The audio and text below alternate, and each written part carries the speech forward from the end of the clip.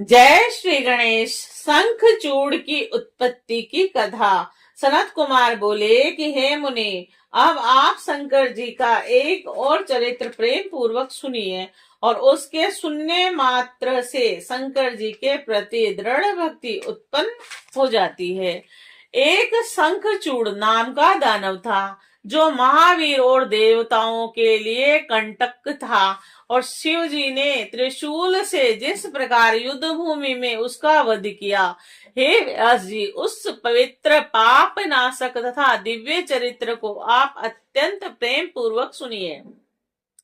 मैं आपके स्नेह से उसको कह रहा हूँ। पूर्व समय में ब्रह्मा जी के मरीचि नामक पुत्र हुए, और उन मरीचि के पुत्र जो कश्यप मुनि हुए, वह बड़े धर्मशील और सृष्टिकर्ता, विद्यावान एवं प्रजापति थे। और दक्ष ने उन्हें प्रेम पूर्वक अपनी 13 कन्याएं प्रदान की थी, और उनकी बहुत सी संतानें हुई, जिनमें विस्तार से यह कहना संभव नहीं है। उनसे ही संपूर्ण देवता तथा चराचर जगत उत्पन्न हुआ। तीनों लोकों में उनको विस्तार से कहने में कौन समर्थ है। अब प्रस्तुत वृत्तांत को सुनिए, जो शिव लीला से युक्त तथा भक्ति को बढ़ाने वाला है। मैं उसको कह रहा हूँ, सुनिए। कश्यप की उन स्त्रियों में एक दनु नाम वाली थी, जो सुंदरी और महारूपवती, साध्वी तथा पति के सौभाग्य से संपन्न थी।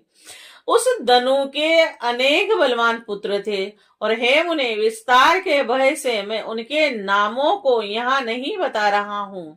उनमें एक विप्रचिति नाम वाला दानव था, जो महाबली और पराक्रमी था। उसका दंभ नामक पुत्र धार्मिक, विष्णु भक्त तथा जितेंद्रिय हुआ। उसे कोई पुत्र नहीं था, इसीलिए वह चिंताग्रस्त रहता था।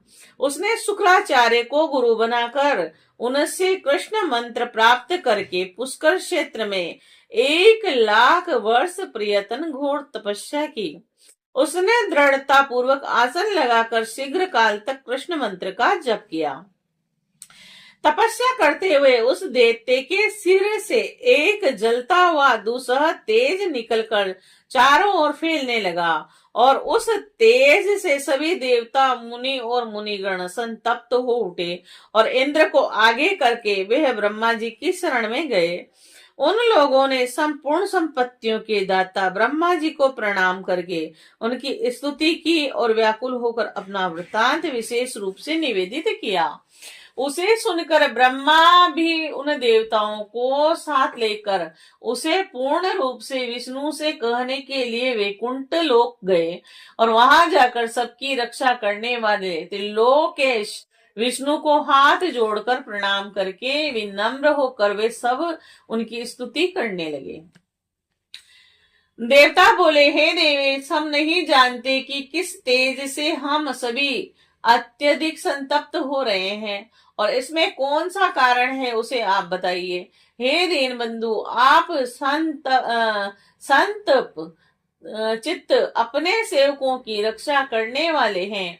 हे रमानाथ, आप सबको शरण देने वाले हैं, और हम शरणागतों की रक्षा कीजिए, रक्षा कीजिए। सनत कुमार बोले कि ब्रह्म आदि देवताओं की यह बात सुनकर शरणागत वत्सल भगवान विष्णु जी हंसते हुए प्रेम पूर्वक कहने लगे। विष्णु जी बोले, हे देवताओं, आप लोग निश्चित तथा शांत रहिए और भयभीत न होइए। प्रलय काल अभी उपस्थित नहीं हुआ है, और न तो कोई उपद्रव ही होने वाला है।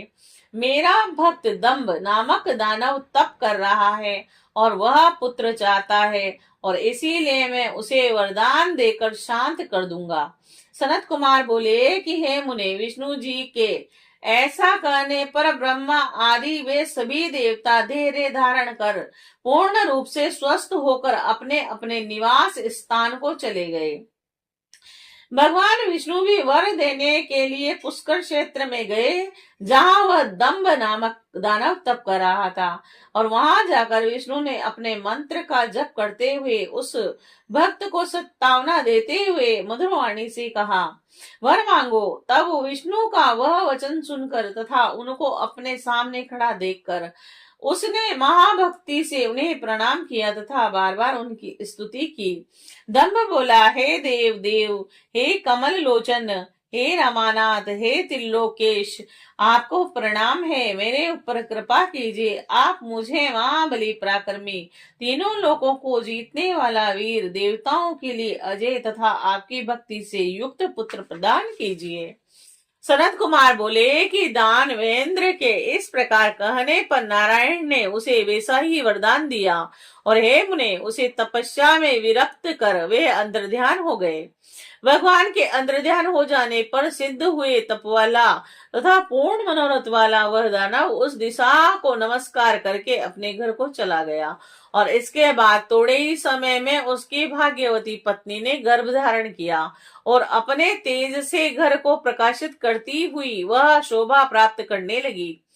हे मुने, सुदामा नामक गोप जो कृष्ण का प्रधान पार्षद था, जिसे राधा ने श्राप दिया था, वही उसके गर्भ में आया और समय आने पर उस साध्वी ने तेजस्वी पुत्र को जन्म दिया और इसके अंतर पिता ने बहुत से मुनियों को बुलाकर उसका जात कर्म संस्कार कराया। हे द्विज श्रेष्ठ, उसके उत्पन्न होने पर महान उत्सव हुआ और पिता ने शुभ दिन में उसका शंखचूड़ यह नाम रखा और वह शंखचूड़ पिता के घर में शुक्ल पक्ष के चंद्रमा के समान बढ़ने लगा और बाल्य अवस्था में ही विद्या का अभ्यास कर अत्यंत तेजस्वी हो गया।